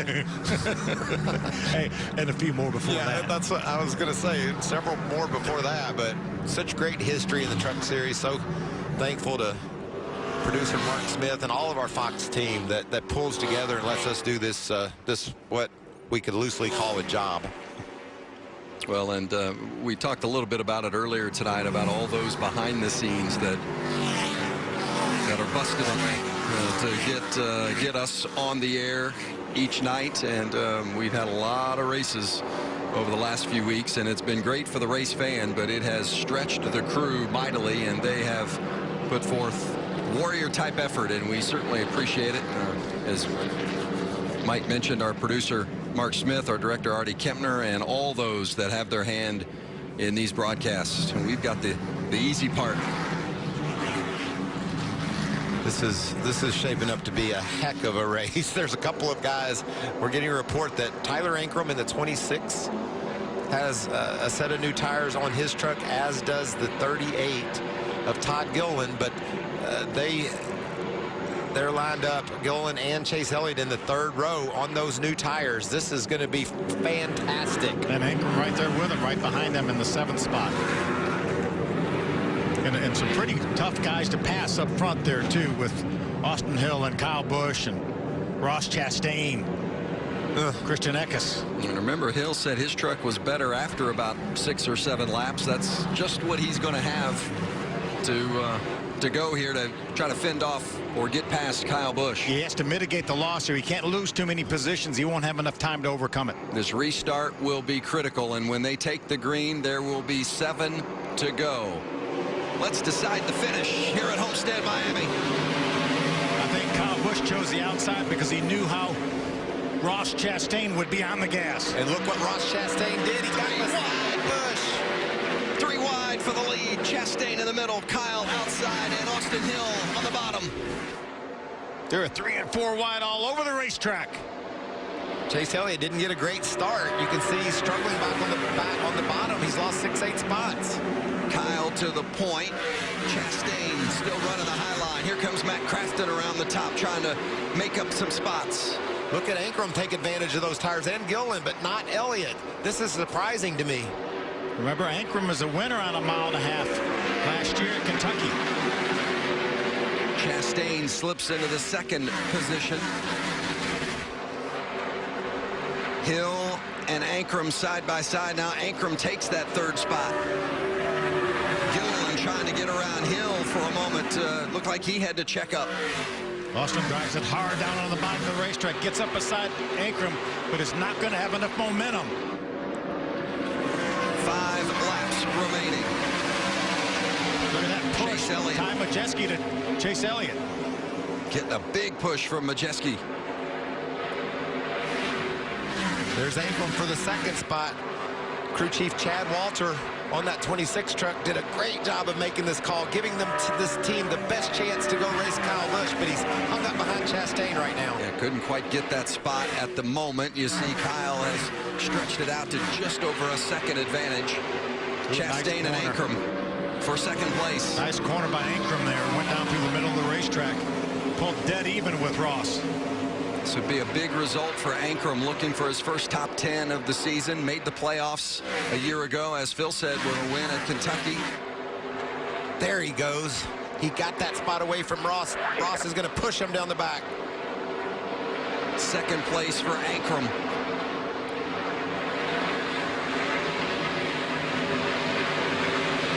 Chase Elliott just has not been able to move up, still back in 8th. Yeah, I thought he would be coming after Kyle Busch, but instead it's Tyler Ankrum that is turning up the heat. And Johnny Sauter moving on Chastain for 3rd. He'll get that spot. We talked about Johnny Sauter, that disqualification last race at Atlanta. Needed a good run here to get some points back in the bank. He's having it. It's been a solid season for Sauter. A couple of 7th place finishes, 2nd. Last week at Atlanta, really his worst performance even before the DQ, but it hasn't been a banner year for them, but they haven't been terrible by any stretch as Chastain swings it back inside of Johnny. That's Gilliland right behind them in the 38. Remember, sticker tires on that 38 at Gilliland. And he's taking advantage of those tires just like Ankrum is. We haven't seen these guys running that far up toward the front all night long, but great strategy by their crew chiefs. Have got them in great positions here to get a good finish. Gilliland trying to go back-to-back top fives, fourth last time out at Atlanta. 1 lap remaining at Homestead-Miami. Kyle Busch in command. Busch leads by over 2 seconds, but it's a great battle for position throughout the pack. Kyle now the backstretch.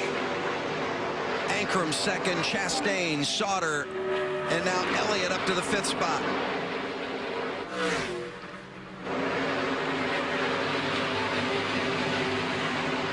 Kyle Busch started at the rear of the field and finishes at the front. 58th career win for Kyle Busch. Ankrum, Chastain, Elliott, and Sauter, 2nd through 5th. Elliott grabbed 2 spots coming off turn 4 to the start-finish line.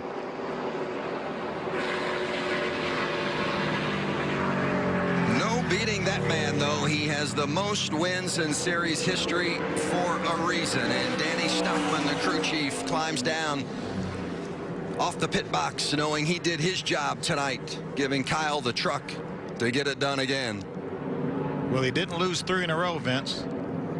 He did not.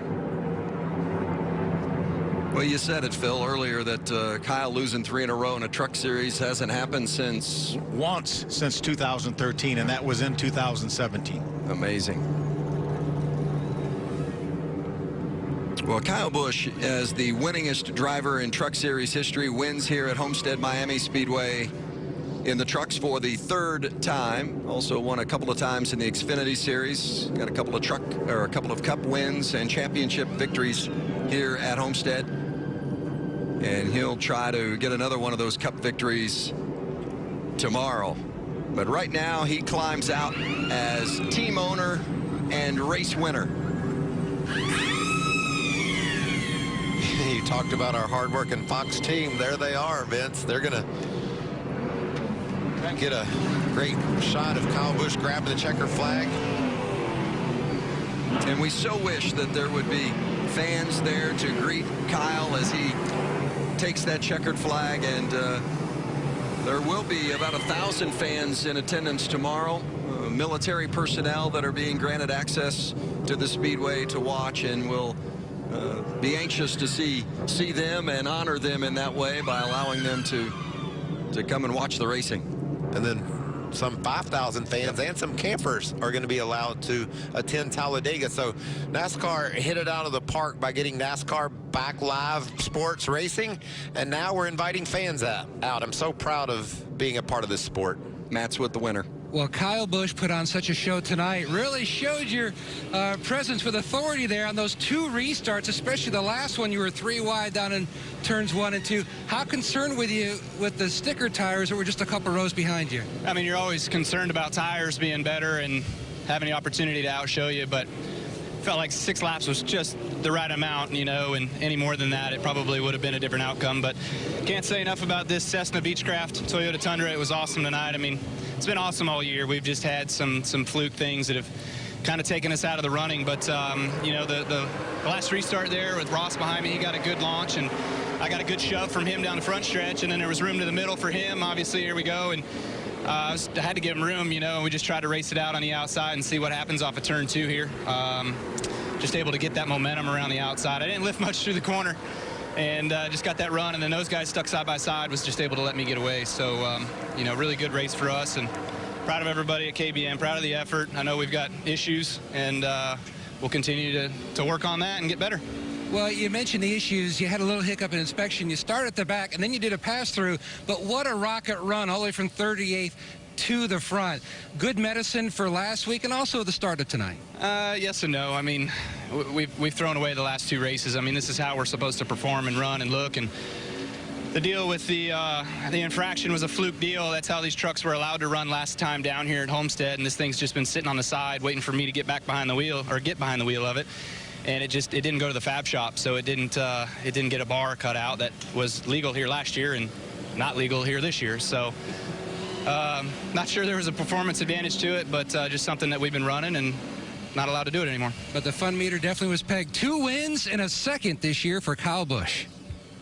And his teammates, Christian Eckes finishes 8th, and Rafael Lessard finishes 11th. And here's that penalty that Matt talked about. Had to start at the rear because of that tech infraction and have a pass-through penalty. So started almost a lap down, but still managed to win stage 2. And then this is the restart at the end of the race, and this is where he really had to have it. I think he intentionally chose Ross because he knew how aggressive Ross is, and he wanted that push from Ross. And you can see it pushed him ahead. He was able to win by just over 2 seconds. And Tyler Ankrum, I want to give a shout out to Tyler and that team because his crew chief made a great call, and they got a 2nd place finish. Chase Elliott all the way back up to 4th. There's Tyler. He's got some great hair, doesn't he, Phil? He does. He really does. Love that blonde hair. Ankrum, a winner last season, and mentioned made the playoffs last year, but this is his best performance this season, finishing 2nd, his first top 10 of the campaign. But wasn't last year great? We saw this young man come up from the late models, and he gets in a truck, and he's able to win. He wasn't old enough when we started the season. That's why he missed the first 3 races. And he's just 19 years old. He got a bright future. Sure does. Great to see these young racers get these opportunities and take advantage of them. And let's hear from Tyler. Matt? Well, you mentioned a great run tonight. Impressive way how you really got to the front there at the end on the final run. How would you describe your whole night? It was really long.